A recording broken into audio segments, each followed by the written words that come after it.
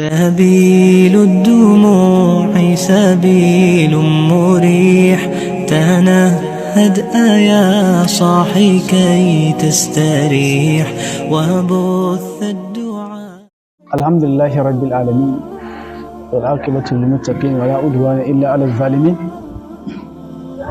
الصلاة والسلام على أسعد النبيين وأشرف المرسلين نبينا محمد وآله وصحبه وسلم تسليما كثيرا. والسلام عليكم ورحمة الله وبركاته. زي magana kan abin da ya shafi wato ma'ana da kuma suna na as-salafu salih. Da wannan kalma ce da take kai kawo tsakanin al'umma na musulmai. Ana yawan ji ana cewa as-salafu salih. Aka samu wasu bangare da ake kiransu da suna 'yan salafiya. Haka ne? Idan ka koma za ka ɗauki kalmar salafus salih, kalma ce da take murakkaba, jumla ce murakkaba, salaf daban as-salih daban. So kalma ta salaf asali daga salafa ne, yaslifu salafan, wato idza sabaqa ash-shay wa didduhu al-khalaf. Idan abu ya gabata ana ce mishi salafa, ya gabata kenan. Can Allah ya ce afallahu amma salafa, Allah ya afuwa kan abin da kuka aikata a baya. Kishiyarsa kuma shine khalaf, mamayi kenan. Fa khalafa min ba'dihim khalafun adaa'u salata wattaba'u shahawat fa sawfa yalqawna ghayya. Wannan kenan min haisu al-lugha. Wa min haisu al-istilah, idan an ce as-salaf akwai ma'anoni daban-daban. Ana ta farko ana nufin wasu al'umma da suka shuɗe suka gabata. Idan ka ɗauki al'ummatayyar baya to ana kiransu da suna salaf. Annabawan da suka shuɗe da su da mutanensu bayan wannan ana kan ɗaukan kalmar salaf a ɗorawa wato sahabbai da waɗanda suka biyo bayansu a matsayin su ne salaf. Sannan ana ɗaukan ma'anar kalma ta salaf akan waɗanda suke magabata na ƙwarai, daidai ne zan sahabbai ko wanda suka zo bayansu a matsayin salaf. Haka ana ɗaukan kalmar salaf a ɗora ta ga mabiya mazhabobi guda 4. Sannan ana ɗaukan kalmar salaf a ɗora ta ga mabiya matafiyar Imam Ahmad ibn Hanbal. Idan ka ɗauki wannan shine shimfiɗa kan abin da za mu yi magana a kai. Idan ka ɗauki na farko da aka ce al'ummatai da suka gabata su da annabawansu, su za ka ga a wannan lokaci annabi sallama Allah ya umarce shi da ban magabatansa. Annabi Ibrahim alaihi salam misali ne a matsayinsa na salaf ga annabi sallallahu alaihi wasallam, wanda Allah ya umarce shi da ya bi shi. Haka ne? wattaba'tu millata aba'i Ibrahima wa Isma'ila wa Ishaq. Nabi ce na bi hanya addinin iyayena wanda suka gabace ni. Ya lissafa iyayensu ya ce Ibrahim da Isma'il da Ishaq. A ga wannan dukkan su annabawa ne, so ya bi hanya mai irin tasu. Shi sa Allah ya gwada mishi wannan, wa ma arsalna min qablika min rasulin wala nabiyyin illa idza tamanna alqa shaytanu fi umniyatihi fa yansakhu Allahu ma yulqi ash-shaytan thumma yuhkimu Allahu ayatihi wallahu alimun hakim. Wannan yana gwada masa ne lokacin da yake rarashin sa da shedan ya furta wasu kalmomi a lokacin da sai yake karanta Qur'ani. Annabi bai ji wannan kalma ba, amma mushrike sun ji wannan kalma. Sai aka bashi labari ga abin da ka faɗa, hankalinsa ya tashi, ya dauka ya faɗa. Sai Allah ce a wannan ba kai ne faru ba, ai magabatan kama abin da ya faru gare su kenan. Ashe kullum a rayuwa ana kallon na gaba ne. Haka ne? Na gaba ne. Na gaba. Shi sa a babi na haƙurtarwa da kwantar da hankali da Allah ke mishi, sai ce mishi wasbir kama sabara ulul azmi min ar-rusul. Kai haƙuri kamar yadda magabatanka na annaba suka yi haƙuri. Shi wannan ke gwada maka shi musulunci a kullum yana kallon ka kai koyi da magabata na ƙwarai. Waɗannan annabawa ma wanda ya kai su daraja da girma cikin halittun Allah. Musallama ya fi su girma da daraja, amma sun gabace shi wajen zuwa. Haka ne? Kuma aikin da ya zo yi shi suka yi, sai aka ce to ya koyi da su. kaga ashe duk lokacin da ka sa kafarka cikin wani aiki ana so kalli wa ya gabace ka cikin wannan aiki sai kai me sai kai ko wannan shine ma'anar as-sarfus salih mun gane as-sarfus salih so shi sai zamana yana daga cikin sharri mun gane da aka kago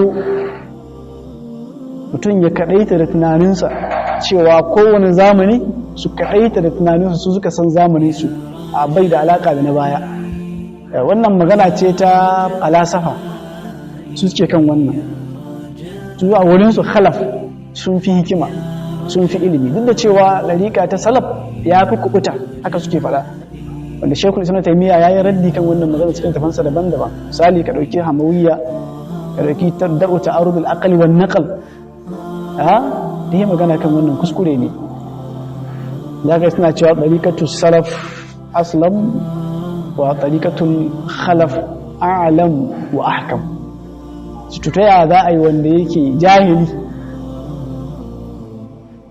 ya kubuta ya zamto kai ya taɗe bai kubuta ba wanda yake da ilimi a wanda yake kubutacce kuma a ce mishi jahili da haka sun ce ɗariƙatul salaf aslam su ne kubutattu ka bi su ya fi kubuta amma kuma wanda suka fi ilimi su ne wai khalaf suka fi hikima to haka wannan hikimar tur da shi wannan ilimin tur da shi haka ne matukar ba zai kai ka bi kukuta ba idan ka tafi magana ta biyu ma'anar salaf aka ce ana nufin sahabban manzon Allah sallallahu alaihi wasallam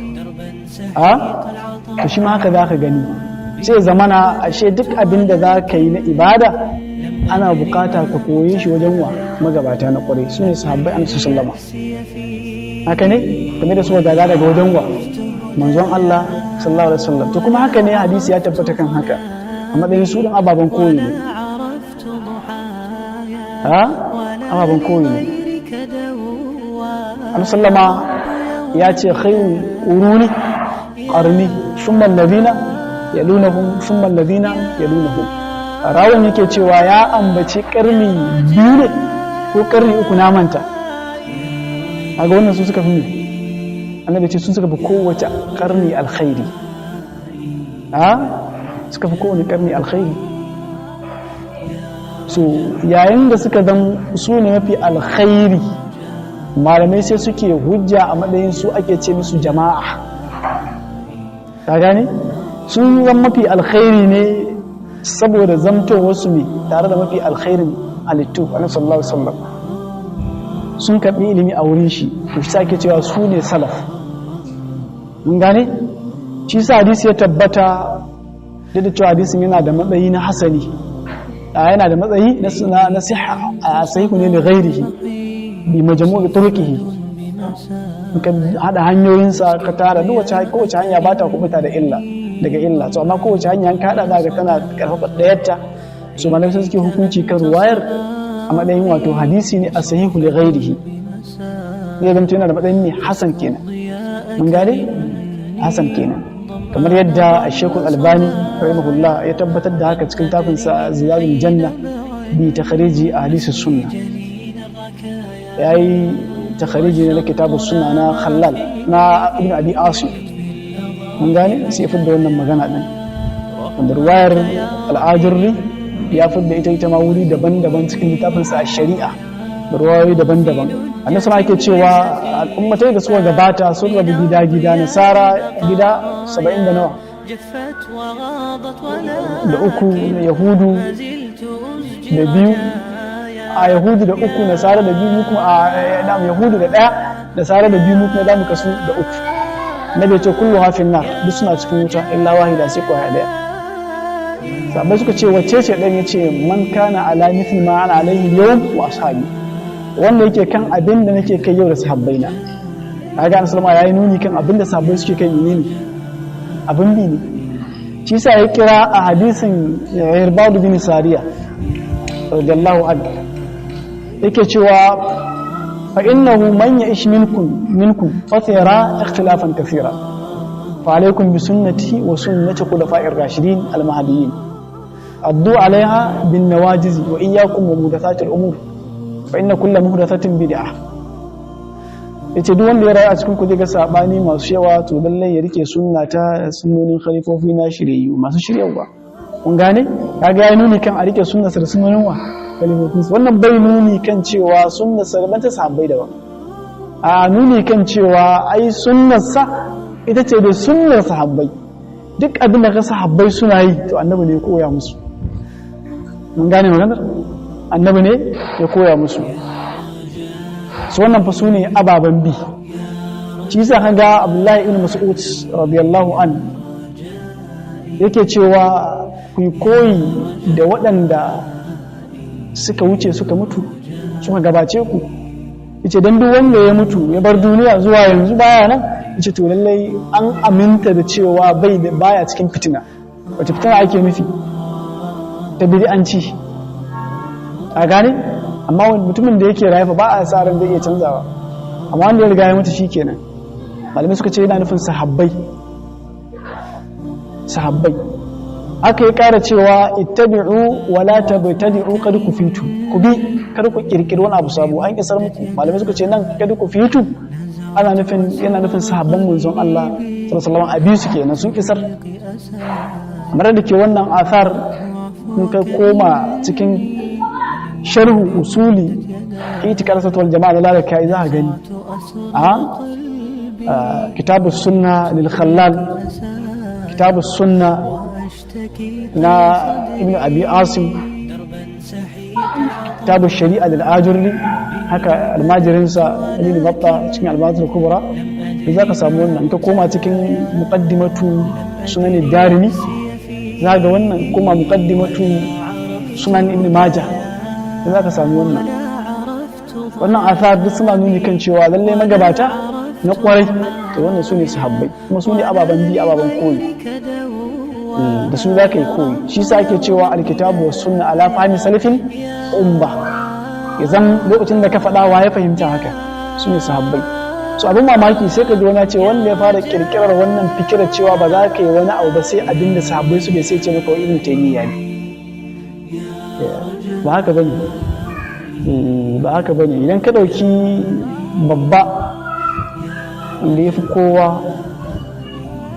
bayan manzanni shine sayyidina Abubakar as-Siddiq radiyallahu anhu. Tun haka Allah ya ambata a Qur'ani, wa man yuti illaha war rasula fa ulaika ma'a alladhina an'ama Allahu alaihim minan nabiyyin, sai ce was-siddiqin. Kaga wake bin annabawa shine siddiqi. Shi sa Ibn Qayyim kamar da yake cikin littafin sa Madarijus Salikin baina manazil iyyaka na'budu wa iyyaka nasta'in, da ya sharhi littafin Manazilus Sa'irin na Shaykhul Islam Abu Ismail al-Harawi.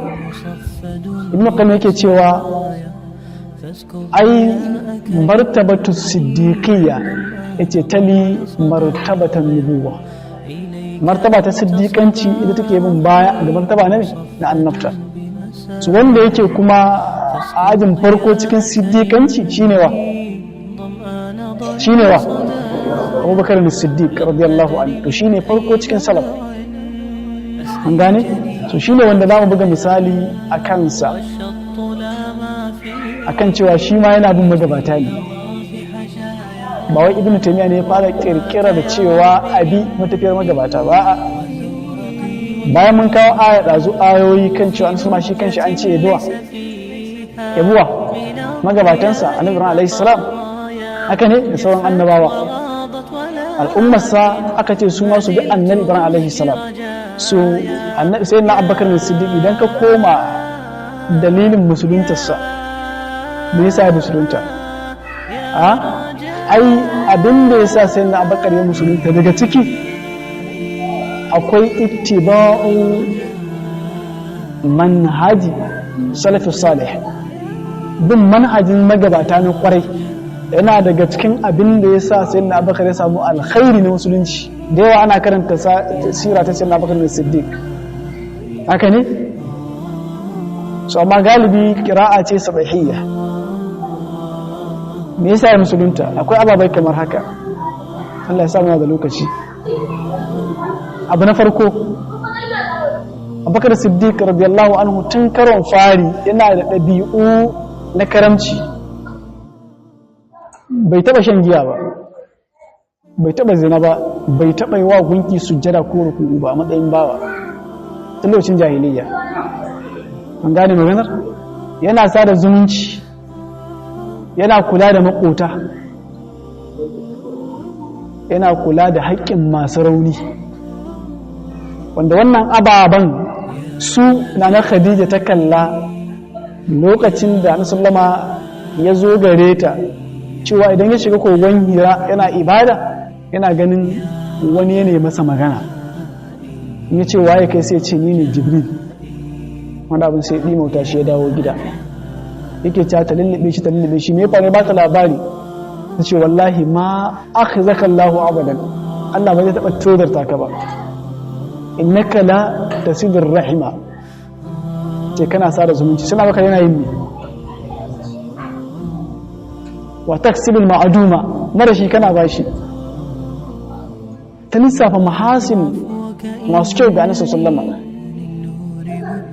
wasallam, to saboda haka duk abin da zai shigo rayuwarka alkhairi ne. Suka ce sai na Abubakar yana da wannan mahasin, shi sa Allah ya tanadar masa waɗannan mahasin saboda zai zamto babban wazirin wa Annabi sallallahu alaihi wasallam. Abu na biyu, sai na Abubakar ya tafi ƙasar Sham kasuwanci, yake shi ke da wuya, Annabi sallama sai aka aiko shi a matsayin annabi, ya ba da labarurka ga abin da ya gani ga shi annabi. Mutanen Makka suka ce za mu kashe shi, suka yi shawara suka ce to za mu dakata har sai Abubakar ya dawo, idan ya dawo sai mu gaya mishi ga abin da wannan ya zo da shi, tun da aminin sa ne ya yake gani, in ya ba mu dama bai daba shi ma za mu kashe shi. Kafin dawo sai da Abubakar Siddiq yana can wajen kasuwanci, dama asali mutum ne mai bin magabata kamar yadda na faɗa, duk inda malamai suke yana tare da su. To sai ya mafarki a ƙasar Sham, da ya mafarki sai je samu wani masanin kiristanci ya labarta mishi ga abin da ya mafarki, ya masanin yahudanci ga abin da ya mafarki. Ta ce mishi to a wannan yana gwada maka cewa akwai wani al'amari da zai zo nan gaba, wanda za a aiko shi a cikin mutanen ku a matsayin annabi, za ku haɗu da shi. Sai ce to ka yi min wasu baituka da idan na je na ba shi labari ya gaya min waye shi, zan jarraba shi akan wannan baituka din, tabbatar shi ne annaba. Wannan malami sai wasu na Abubakar wasu baituka, an gane. Bayan ya dawo yana shigowa garin Makka, kafirai sai suka tare shi mushrikai, ga abin da ya zo da shi, ka ce shi musulmi, shi annabi ne, gashi ya ce a to ku dakata. Yana ina yanzu? Aka ce yana gidan Nana Khadija. Sai ta biya garzaya zuwa gidan Nana Khadija radiyallahu anha, yana zuwa ya sallama, ina nufin yana bi izini kenan ku na sallama, ya fito sai yake ce mishi me ka zo da shi, me kake kiran mutane zuwa gare shi? Shi ina kiran mutane ne zuwa ga ta Allah su imani, da kai ma kai imani, ni manzon Allah ne. Sai ta yaya zan yadda kai manzon Allah ne? Kawai ga in yadda a samun alama, ka kula hatu burhanakum in kuntum sadiqin, ce ga wannan dalili. Musulma sai ya ce mishi a tafiyar da kai ka haɗu da mutane guda biyu, kuma ka yi mafarki ka labarta musu ga abin da ka gani kuma ga abin da suka gaya maka. Sai mamaki, to ga mun mutanen a yawa ya ce mishi ka haɗu da mutane, bai gaya mishi adadi ba, ga abin da ka sai ce mutane nawa ne? Sai ce mutane biyu ne. Ya suke ce a ciki akwai wanda ya maka baituka guda kaza? Sai ce a kwarai haka ne, a tashi ashhadu an la ilaha illallah, ya bar kalmar shahada kawai, ya musulunta. Kaga wannan ke gwada maka sai na Abubakar ba yana amfani da kwakwalwar shi bane, haka ne. Ma'abota ilimi da suka gabace shi a sani ya suka fahimci mas'ala, mun gane maganar. Wannan fa shine asalin as-salafus salih, a ce ma salafiyya, wannan ita ce salafiyya. Yaya magabata suke, to ga abin da sai na Abubakar yi, shi sa za ka gara gane wannan. Kaga wannan suka ce ya taimaka masa wajen musuluntarsa, akwai kyakkyawan alkhairi da kuma bin mai magabata suka zuwa kai, in ya fahimci ilimi bai sauka daga kai, yana togewa. Wannan kuma shine abin da Allah suka rayuwa kai. Shi sa lokacin da aka yi waqa'atu yamama, aka kashe makaranta da yawa lokacin khalifancinsa, ai kaga sai na Umar ya ji tsoron Qur'ani zai saraya saboda yawan makaranta, sai kama shawara a haɗe Qur'anin nan waje guda mana, gudun karkaza ya ce a ba zan taɓa yin abin da annabi ba.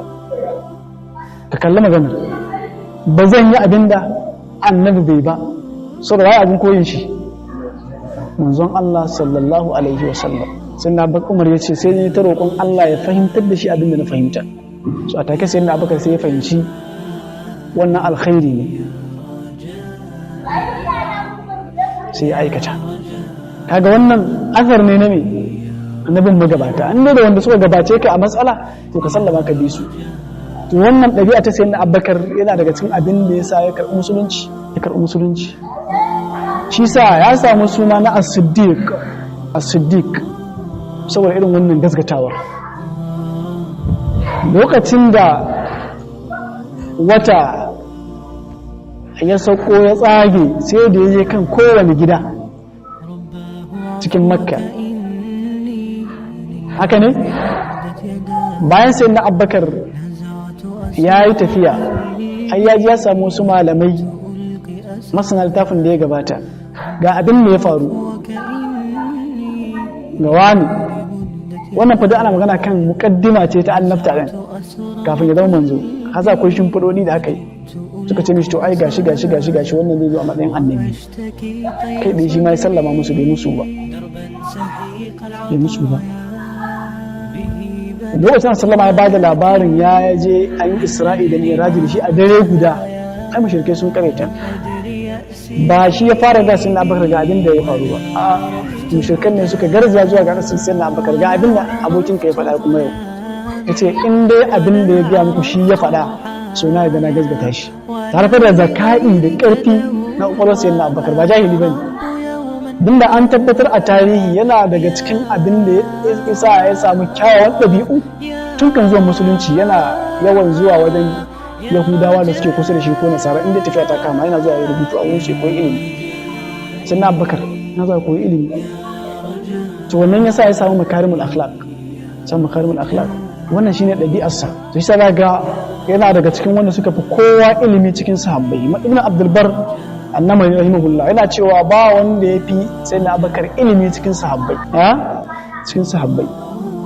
Kuma abin da zai gwada maka wannan menene ilimi shine bin sunna.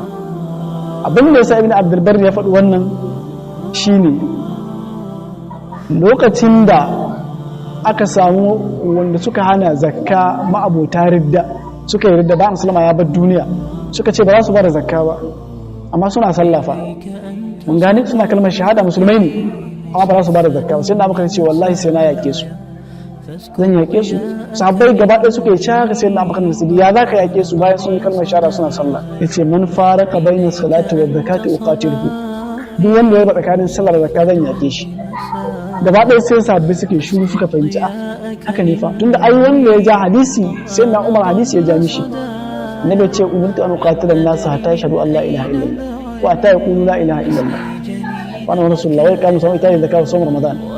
Shi yana kawo wannan hadisi sai na Umar sai baka yace mishi to ai baka fahimci hadisin ba. Inda hadisin ai an gwama tsakanin sallah da zakka, tsakanin sallah da zakka. Su da ka shi zace min faraka bayna salati wa zakati uqatiluhu, wanda ya raba tsakanin sallah da zakka zan yake shi.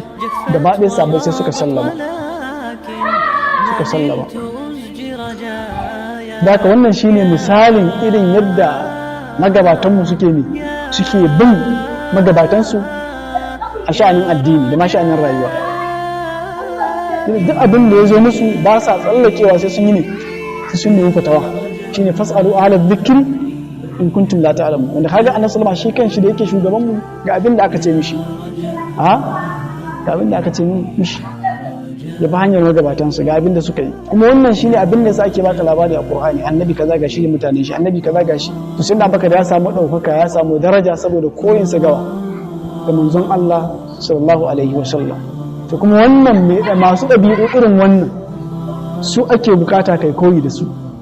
To yin koyi da su kuma shine salafiyanci ai cikin komai. Sai Abubakar Siddiq yana daga cikin ɗabi'ar safa ɗanta ne bai har sai da mahaifin shi ya ce me yasa kai masu rauni kake siya ka yanta, baka siyan masu dukiya su da su maka aiki masu ƙarfi.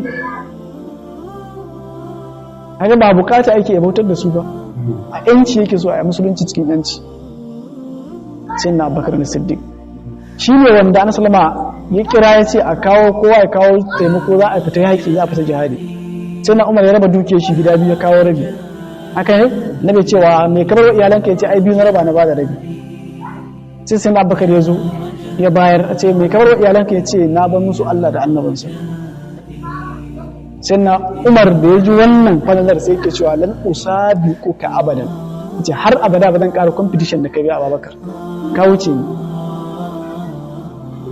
ka wuce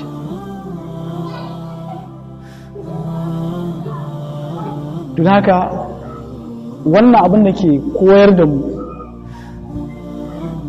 shine sanin kima da daraja ta magabatan wannan ababen da aka ambata in suna bakar ko ɗaya ka samu ai ka amfana ka ɗauki kawai matsala ta gazgata annabin cikin duk abin da ya faɗa me ya cutar da sai na bakar ko abin da cutar da shi ba abin da cutar da shi ya samu alkhairi to zaka wannan shine abin da ake nufi da salafiyanci mun gane ba sai ka kira kanka da kowane suna ba aya zaka yi ne yaya magabatan su da dabi'a su da su to sai kai koyi da halin su sai kai koyi zaka a daidai wannan gabar idan ka dauka zaka ga ana kai kawo kwana biyu akan abin da ya shafi gorewa shugabanni haka ne wannan abu da za a ji a yi kwanan nan ake cewa za a yi to sai a ce maka ai bai daga cikin manhaji na salaf ta waye haka ne wa shugaba so idan karatun mai ci gaba ya tafi a hankali insha Allah za mu je har inda sannan Abubakar ya zama shugaba ya aka ya zama shugaba haka ne karatu na gaba kenan ya aka sannan Abubakar ya zama shugaba ya zama khalifa za mu karanta wannan insha Allah assalamu alaikum wa rahmatullahi wa barakatuh فبالله كم تستطب القروح ويبرأ جروح الكسير الجريح وينشط